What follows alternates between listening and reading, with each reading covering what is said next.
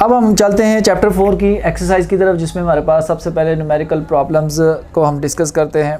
तो उसमें 4.1 numerical, find the resultant of the following. Find the resultant of the following, आपने resultant मालूम करना है जिसमें 10 newton force along x axis. इसके लिए आप ना डायग्राम पहले बना लें।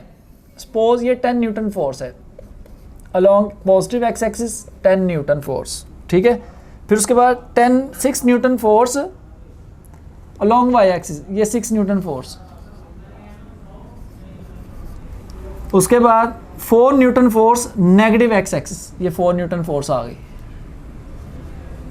ये डायग्राम बना ली। अब इसका आपने रिजल्टेंट मालूम करना है। मैं लेट कर लूँगा जी, F1 is equal to F1x along x axis, पहली फोर्स 10 न्यूटन है।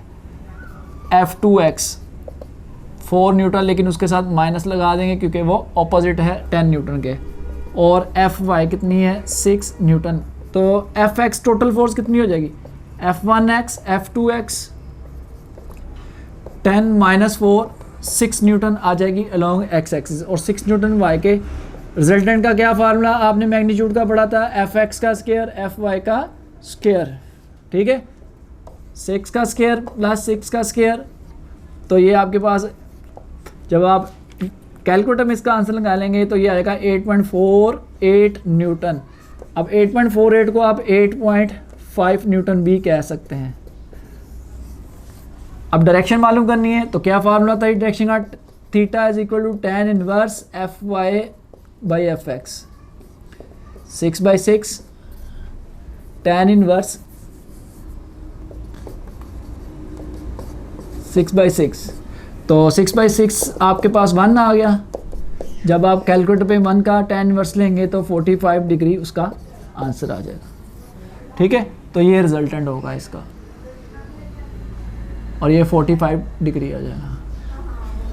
आपने डायग्राम के जरिए भी बता देना है और इसको कैलकुलेट भी कर लेना है। ये 4.1 न्यूमेरिकल है। आप 4.2 जी, find the perpendicular components of force. Perpendicular components आपने मालूम करने, पहले बता देता हूँ आपको, Fx और Fy मालूम करने हैं, ठीक है। Force 50 newton, F is equal to 50 newton. Next जी, making an angle of 30 degree with x axis. 30 degree का एंगल बना रही है विद एक्स एक्सिस के साथ। ये आपने 30 डिग्री का अंदाज़न एंगल बना लिया, ठीक है। ये Fx आ गया, ये Fy आ गया, ये आपने मालूम करने हैं। ये फोर्स है 50 न्यूटन की, ठीक है। तो थीटा कितना हुआ जी, 30 डिग्री हुआ। Fx का क्या फार्मूला हमने पढ़ा जी, Fx equal to F cos theta. F कितना आपके पास 50 मल्टीप्लाई बाय कोस थीटा कितना है 30 डिग्री। जब आप इसको कैलकुलेटर से मल्टीप्लाई करेंगे 43.3 न्यूटन आ जाएगा। और Fy क्या है जी आपके पास, F साइन थीटा। F कितना है आपके पास 50, साइन थीटा कितना है 30 डिग्री, मल्टीप्लाई करेंगे आप 25 न्यूटन आ जाएगा। तो ये आपके पास परपेंडिकुलर कंपोनेंट आ गए।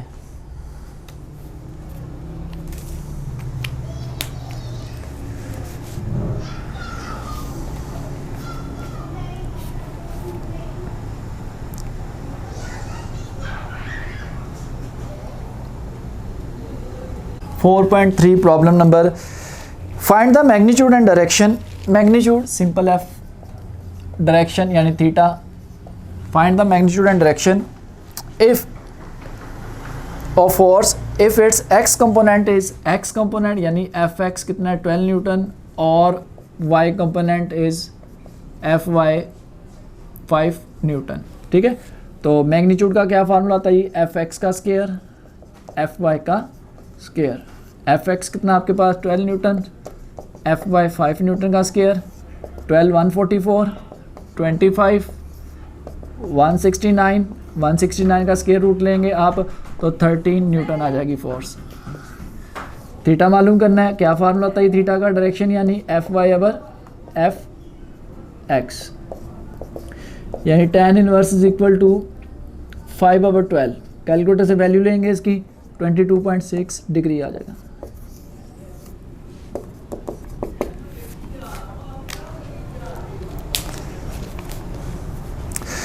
नेक्स्ट आपके पास है जी numerical number 4, a force of 100 newton is applied perpendicular on a spanner.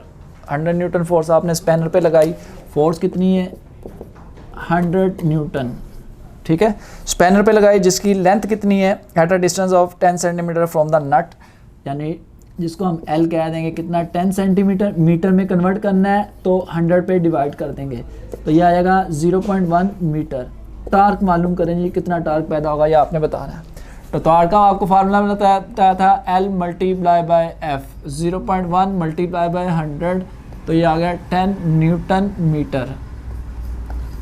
Unit जब आप न्यूमेरिकल रिजल्ट लिखेंगे उसका यूनिट लाजमी लिखना है, यूनिट ना लिखेंगे तो आपके फिर जो पेपर है उसमें मार्क्स कटते हैं, यूनिट ना लिख लेंगे। जिस तरह जब डाटा बनाते हैं तब भी यूनिट आपने साथ साथ मेंशन करना होता है। कैलकुलेशन में अगर नहीं भी करते तो चल जाता है, लेकिन आंसर्स में डाटा में या कन्वर्ट करते हैं तब भी यूनिट आपने मेंशन करना होता है। नेक्स्ट न्यूमेरिकल है आपके पास 4.5। A force is acting on a body making angle 30 degree with horizontal।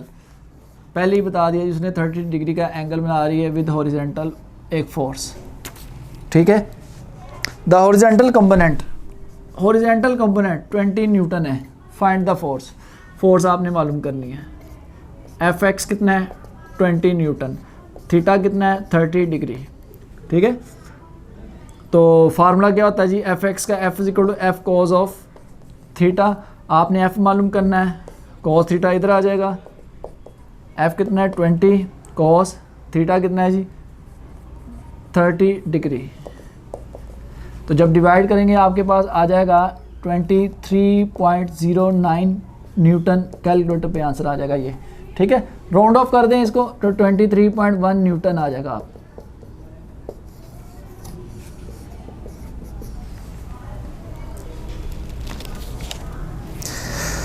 Next, the steering of a car, car का स्टीयरिंग डायग्राम में इधर बना लेता हूँ। Steering of a car has a radius 16 centimetre, ये radius है 16 सेंटीमीटर है। Find the torque produce by couple forces 50 Newton, कितनी फोर्स पैदा हो रही है जी 50 न्यूटन पैदा हो रही है, उसका रेडियस कितना है 16 सेंटीमीटर, 16 सेंटीमीटर 100 पे डिवाइड करेंगे 0.16 मीटर आ जाएगा रेडियस, ठीक है। अब डायग्राम में देखें ज़रा, ये रेडियस है, फोर्सेस पोज, एक फोर्स इधर लग रही है, कपल फोर्स इधर लग रही है। अब यहाँ से यहाँ तक जो डिस्टेंस है ना, जिसको कपल आर्म कहते हैं, वो आपके पास डबल होगा रेडियस के, ठीक है। यहाँ पे मैं कपल आर्म मालूम कर लूँगा पहले, तो कपल आर्म किसके बराबर होगा 2r के, यानी 2 मल्टीप्लाई बाय 0.16, ये आ जाएगा 0.32 मीटर। अब आपने टार्क मालूम करना है, तो torque is equal to couple arm multiply by force, couple arm 0.32 है और फोर्स कितनी है 15 न्यूटन, तो ये आ गया 16 न्यूटन मीटर, 16 न्यूटन मीटर आपके पास आंसर आ जाएगा। 4.7, a picture frame is hanging to vertically string, ये पिक्चर फ्रेम है, इसको 2 वर्टिकली स्ट्रिंग के साथ हैंग किया गया और उनकी जो टेंशन है, एक को T1 T2 कह दिया, स्ट्रिंग में जो टेंशन है एक में 3.8 न्यूटन है और एक में 4.4 न्यूटन है। आपने उस पिक्चर का वेट मालूम करना है, ठीक है। तो T1 is equal to 3.8 newton, T2 is equal to 4.4 newton, W मालूम करना है।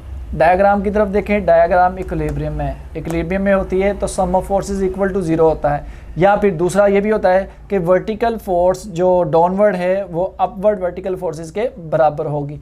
डाउनवर्ड W है और अपवर्ड आपके पास T1 T2 है, ठीक है। यहाँ पे आप लिख देंगे अकॉर्डिंग टू इक्विलिब्रियम कंडीशन, तो T1 3.8, T2 4.4, तो ये आ गया 8.2 न्यूटन,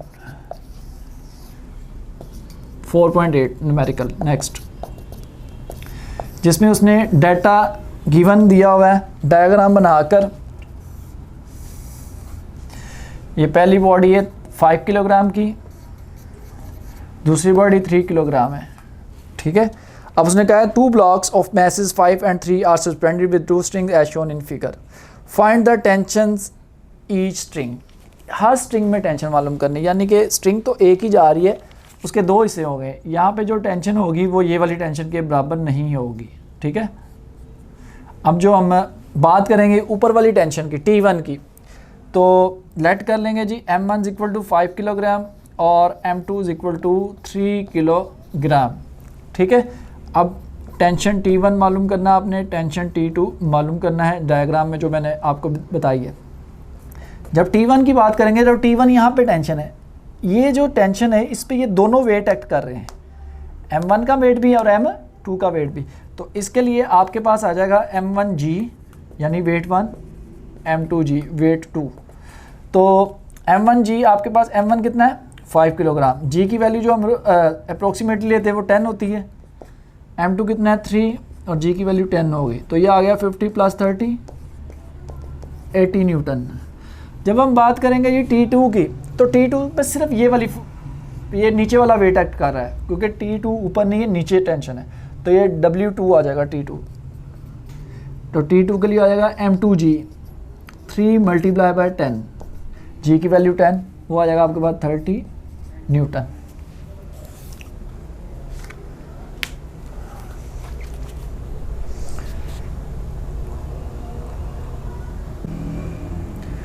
नेक्स्ट जी 4.9, a nut has been tightened, एक नट को टाइट किया गया with the force of 200 newton. इसको F1 कह दें क्योंकि 2 फोर्सेस लगनी है, यहाँ पे 200 न्यूटन किसी नट को टाइट किया गया। Using a 10 centimetre long spanner, spanner की जो लेंथ है उसको L1 कह दें, 10 सेंटीमीटर, मीटर में कन्वर्ट करेंगे 100 पे डिवाइड करेंगे तो 0.1 मीटर आ जाएगा। When the length of spanner is required, what the length of spanner is required, क्या लेंथ की ज़रूरत होगी स्पैनर की, कौन सी लेंथ की ज़रूरत होगी स्पैनर की, L2 मालूम करना है। अगर उसी नट को ओपन करने के लिए, लूज़ करने के लिए 150 न्यूटन फोर्स हम लगाएं, 150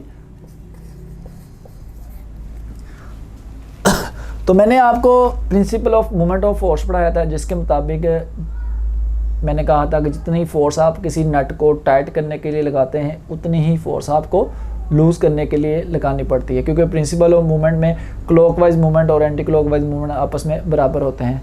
तो टाइट करने के लिए आपके पास जो फोर्स लग रही है वो F1 L1 है, और लूज़ करने के लिए जो फोर्स होगी वो F2 और मल्टीप्लाई बाय L2, यानी कि टाइट करने के लिए जो फोर्स F1 और लूज़ करने के लिए F2 है, तो आपके पास टाइट करने के लिए जो मोमेंट ऑफ फोर्स बनेगा वो बन जाएगा F1 L1 और लूज़ करने के लिए F2 L2 बन जाएगा, ठीक है। सपोज अगर ये क्लॉकवाइज है तो ये एंटी क्लॉकवाइज हो जाएगा, अगर ये एंटी क्लॉकवाइज है तो ये क्लॉकवाइज हो जाएगा, दोनों की वैल्यू क्या होगी आपस में बराबर होगी। अब यहाँ से जो चीज़ आपने मालूम करनी है वो फाइंड कर लें जी, F1 मल्टीप्लाई बाय L1 और इधर आ गया F2 = L2 के वैल्यू पुट करें इनकी। F1 कितना है जी आपके पास 200, L1 0.1 और F2 150 है, डिवाइड करेंगे तो 0.1333 मीटर आ जाएगा। अब बुक में आंसर सेंटीमीटर में दिया हुआ है, 100 से मल्टीप्लाई कर दें तो 13.33 सेंटीमीटर = L2 के।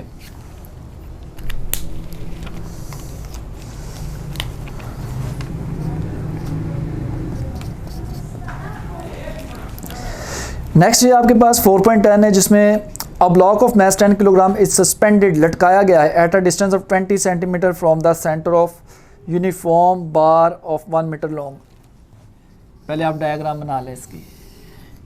यूनिफॉर्म बार, इसका जो सेंटर ऑफ ग्रेविटी बनेगा वो यहाँ इसका मिड पॉइंट बनेगा। अब ये 1 मीटर है, 1 मीटर मीन्स 100 सेंटीमीटर, तो सेंटर ऑफ ग्रेविटी कहाँ बनेगा इसका 50 सेंटीमीटर पर बनेगा। यहाँ से 20 सेंटीमीटर के डिस्टेंस पर एक मैस लटकाया गया है, इसको M1 कह देता हूँ मैं, ठीक है। 20 सेंटीमीटर में जब यहाँ पर होगा तो ये 70 सेंटीमीटर हो जाएगा, ठीक है। इधर ये 0 सेंटीमीटर है। Next, what force is required to balance is centre of gravity applying the force at the other end of the bar. यहाँ पे कितनी फोर्स हम लगाएंगे इसको बैलेंस करने के लिए, दूसरे अल्फाज में हम यहाँ पे कितना वेट लटकाएंगे, ठीक है। M1 कितना है आपके पास, M1 = 10 किलोग्राम। अब m1 का जो मूवमेंट आर्म है उसको L1 कह दें। L1 कितना बनेगा 70 माइनस 50, 20 सेंटीमीटर या 0.2 मीटर। ठीक है। और नेक्स्ट आपके पास क्या है जी, W2 ये आपने मालूम करना है। यहाँ पे कितना वेट या फोर्स लगाएंगे, तो W2 के लिए जो सेंटर ऑफ ग्रेविटी बनेगा यहाँ से यहाँ तक उसको L2 कह दें, और L2 इज इक्वल टू आपके पास 50 सेंटीमीटर बन रहा है क्योंकि 0 से स्टार्ट हो रहा है, या 0.5 मीटर बन रहा है।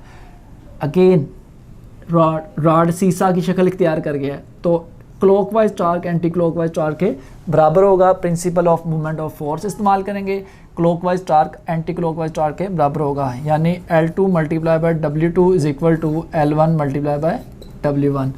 W2 आपने मालूम करना है L1 W1 divided by L2। L1 कितना है जी आपके पास, L1 आपके पास है 0.2 मीटर। W1 की जगह आप यहाँ पर M1G लिख देंगे, तो M1 कितना है आपके पास 10, G कितना है जी आपके पास 10, और L2 0.5 मीटर। ठीक है। तो जब आप इसको कैलकुलेटर से करेंगे आंसर, तो ये आपके पास आ जाएगा 40 न्यूटन आ जाएगा।